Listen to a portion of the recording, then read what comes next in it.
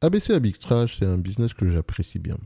Voilà, je ne dirais pas que c'est une entreprise qui rapporte de l'argent dépendamment du niveau de volatilité. Donc, elle va jamais bénéficier du fait que les marchés soient extrêmement frileux pour pouvoir générer ici du cash. Enfin, plus que la moyenne. Mais sinon, d'habitude, ici, ça reste un business qui rapporte voilà, des bénéfices nets de manière, je ne dirais pas stable, on va le dire comme ça, parce que les bénéfices nets sont quand même en dents de scie, mais ils ne sont pas négatifs. OK? Et la majeure partie de ce qu'elle gagne, elle le distribue ici en dividende, parce que c'est essentiellement ici, je ne dirais pas que c'est du service, mais il n'y a pas de dépenses en capital physique, en fait. OK? Et donc, quand moi je vais analyser une compagnie pareille, je remarque déjà que les bénéfices nets sont très instables, mais on a une certaine moyenne qui se dégage. Ce qui veut dire ici que année après année, c'est une entreprise, je prends en yearly pour faire simple, sur les 20 dernières années, c'est une entreprise qui rapporte à peu près 22 millions 400 ou bien 22 millions 500. C'est comme vous voulez. La précision ici n'est pas utile. OK? On ne cherche pas à avoir précisément raison, on va avoir le moins de tort possible. Sur les 10 dernières années, nous avons à peu près 22 millions également, 22 millions, 22 millions 500. Sur les 5 dernières années, 28 millions. Alors, j'aime bien souvent prendre les 10 dernières années pour faire simple, OK? Parce que si je prends les 5 dernières années, il y a peut-être quelque chose de positif qui s'est passé au sein de la compagnie, ce qui a poussé l'entreprise à gagner de plus en plus d'argent. Et donc, le raisonnement derrière la normalisation, c'est que, OK, si nous avons une entreprise qui a l'habitude de rapporter X en termes de moyenne sur les 10 dernières années, si on essaie de se projeter dans le futur, on peut se dire qu'il y a de grandes chances, c'est une question de probabilité, il y a de grandes chances que l'entreprise apporte à peu près la même chose. Et donc, on sous-entend également, et c'est très important, que les conditions de marché qui nous ont permis de générer X sur les 10 dernières années en moyenne seront à peu près les mêmes sur les 10 prochaines années ou bien voilà, dans le futur. Et donc, il faut faire attention à ces raisonnements-là. C'est pour ça qu'il faut souvent comprendre, il faut souvent essayer de comprendre quels sont les drivers de la croissance ou bien les drivers de la stabilité pour cette compagnie. Donc, ça passe déjà au niveau ici ça passe déjà au niveau de la compréhension même du business model. Et pour la compréhension du business model, je vous invite, il y a une vidéo qui existe sur YouTube notamment, où le PDG de l'entreprise parle je pense que la chaîne s'appelle Les Dirigeants ou quelque chose comme ça. C'est une vidéo assez récente. Enfin, à l'heure où je tourne cette vidéo, nous sommes le 30 du mois de juin 2024. Donc, c'est une vidéo qui date à peu près de cette période-là. Donc, allez-y rechercher sur YouTube pour ceux qui vont regarder la vidéo qui vont regarder celle-ci en date d'aujourd'hui. Et si vous avez la référence de la vidéo, bien vouloir nous la mettre ici en commentaire, parce que j'ai la référence ici, mais j'ai juste pas envie d'aller sur YouTube, aller fouiller ça présentement. OK? Mais elle existe sur YouTube. OK? Je pense que c'était une assez bonne vidéo ici. Le PDG essaie d'expliquer le business, la raison pour laquelle il sous-performe sur les derniers mois, etc. Bref. En termes de normalisation, donc, on remarque que c'est un business qu'on est aux alentours de 21 millions 900, 21 millions 900, 28 millions ici. Moi, je vais prendre 22 millions. Je vais l'arrondir à 22 millions. OK? Je m'arrête là. Nous prenons 22 millions ici aujourd'hui. Parce que le reste ici des data, en réalité, c'est un business, comme je l'ai dit, bénéficie énormément gagne beaucoup d'argent quand il y a de la volatilité. Et donc, les marges, essentiellement, ici, auront tendance également à être volatiles. Moi, je cherche uniquement ce bénéfice net-là. D'accord? Donc, ici, je prends le 22 millions. Combien de fois les bénéfices le marché va avoir tendance à payer pour ce genre d'entreprise? Alors, quand on regarde un tout petit peu, déjà, je vais vérifier, est-ce que c'est un business assez prévisible? Les analystes ont tendance à ne pas faire de bonnes prévisions sur ce business-ci parce que notamment, les bénéfices nets sont très, très volatiles. OK? Et quand on dit très volatile, c'est sûr que ça fluctue énormément, mais on reste toujours dans le positif. C'est pour ça que je préfère normaliser les résultats. Ils ne sont pas également assez nombreux sur le dossier, donc un analyse, ça ne compte pas du tout. Je veux au moins rechercher 3 en montant, OK? Au moins 3 sur un dossier, parce qu'un analyse, c'est rien du tout. C'est comme s'il y avait presque personne. Et ça peut également être intéressant à les suivre, parce que si personne ne suit ce dossier-là, on pourrait généralement avoir une décote substantielle, OK? Donc, ici, à 22 fois les bénéfices, le marché a tendance à payer combien de fois les bénéfices ici, en moyenne? Okay? Je prends ceci, on a à peu près, sur les 10 dernières années, il paye à peu près 14, disons 15 fois les bénéfices. Et c'est le chiffre que j'allais appliquer c'est le multiple que j'allais appliquer ici. 15 fois les bénéfices, pas plus. Ça donne à peu près 330 millions. Et vous remarquez quoi quand on arrive dans l'entreprise? Est-ce qu'on a de la dette nette ou du cash net? C'est une entreprise qui a du cash net. Du moins, on a du cash net très stable dans le temps. Donc, c'est peut-être du cash net qui n'est pas destiné à être utilisé pour achat d'actions ou je ne sais pas quoi. OK? C'est peut-être du cash net destiné à l'entreprise ici pour pouvoir générer des bénéfices nets. Donc, On a plus 152 millions parce que ça reste quand même du cash net. Et si vous ajoutez le plus 152 ici, d'accord, ça donne 482 millions. Si on divise par le nombre d'actions en date d'aujourd'hui, d'accord, ça donne à peu près 60. Parce que quelqu'un, un concurrent informé, donc enfin, une entreprise qui fait à peu près la même chose que ABC Arbitrage, ne va jamais l'acheter en dessous du cash qu'elle a présentement en banque. D'accord? Donc, il faut faire attention. C'est pour ça que je rajoute le cash à cette équation. Et s'il y avait de la dette, j'allais enlever la dette. Parce que moi, j'enlève toujours la dette. OK? Donc, ça donne à peu près ici 59,5. Je mets 60 millions d'euros pour faire simple. Ça donne à peu près 8 euros par là. Ça donnerait même un chiffre un peu plus élevé que ça. Mais on a 8 euros à peu près. Donc, pour moi, au prix actuel, ABC Arbitrage pourrait être assez intéressant. En supplément de ça, nous avons une entreprise qui est essentiellement, on va vérifier à peu près le volume des actifs tangibles nets. Vous remarquez ici que les actifs tangibles sont à peu près de 155 millions, alors qu'on a à peu près 152 millions ici de cash net. Donc, les actifs tangibles sont constitués essentiellement de cash.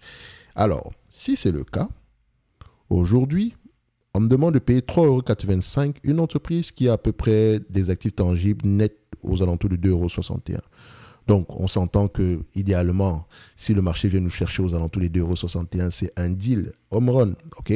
Tant et aussi longtemps que les activités ont du sens, ok?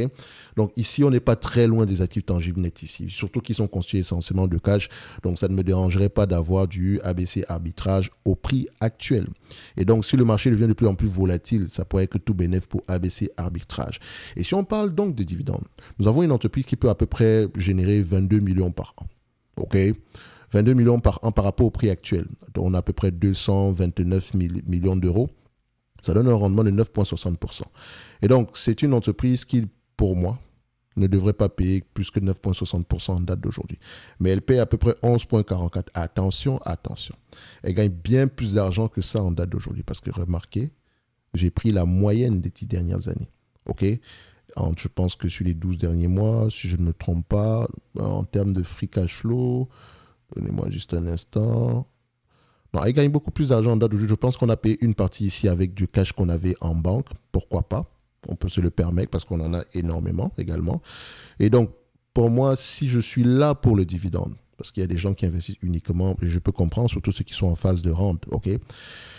Je ne vais pas mettre dans ma tête qu'on a à peu près un dividende aux alentours de... qu'on a à peu près aux alentours enfin, c'est marqué 11% ici, mais en réalité, on a moins que 11%, je dirais à peu près aux alentours de 9% en descendant. OK? Et donc, une entreprise, pour moi, je préfère qu'elle me paye généralement aux alentours de 80% de ce qu'elle gagne grand max, même s'il y a des entreprises qui peuvent se permettre de faire plus que ça. Et donc, pour moi, mon dividende sera aux alentours de 7,68%. Okay, aujourd'hui, c'est 7,80. On n'est pas très loin de ce niveau-là. De toute façon, ce dividende-là fluctue. Et si vous regardez la moyenne dans le temps, on est presque à ces niveaux-là. Par rapport au prix actuel, bien sûr. Parce qu'on peut le regarder, on peut voir ça ici. Alors, je reviens là. À ce niveau-ci, on met ça. On prend dividende comme on va regarder le dividende ici. Dividende. Voilà. Donc, on a ceci. Je prends à peu près également la médiane. Enfin, par rapport en yearly, je prends la médiane. Voilà, sur les 10 dernières années, il paye à peu près aux alentours de 23,48. Donc, presque ce qu'on gagne en moyenne ici. Et comme je l'ai dit, ils peuvent se le permettre parce qu'ils ont énormément de cash. Donc, si on prend 1 million supplémentaire ici, en 10 ans, on a utilisé 10 millions, alors qu'on a près de 150 millions depuis au moins une dizaine d'années ici. Donc, ils peuvent se le permettre. OK? Donc, de toute façon, si moi, je prends ce business en date d'aujourd'hui, mon dividende idéal sera aux alentours de 16 millions, pas plus. Okay? Donc, on tombe à peu près aux alentours de 7% par là, qui représente 80% des 22 millions qu'on avait pris tantôt. Et je rappelle que sur les 5 dernières années, elle gagne bien plus d'argent que ça. Donc, elle pouvait se permettre de payer un peu plus en termes de dividendes. Et donc, pour moi, c'est une entreprise qui mérite d'avoir une place dans ma watchlist. Je mettais à peu près un target ici à 8 €. Okay? Et je rappelle que ça, c'est uniquement une analyse quantitative.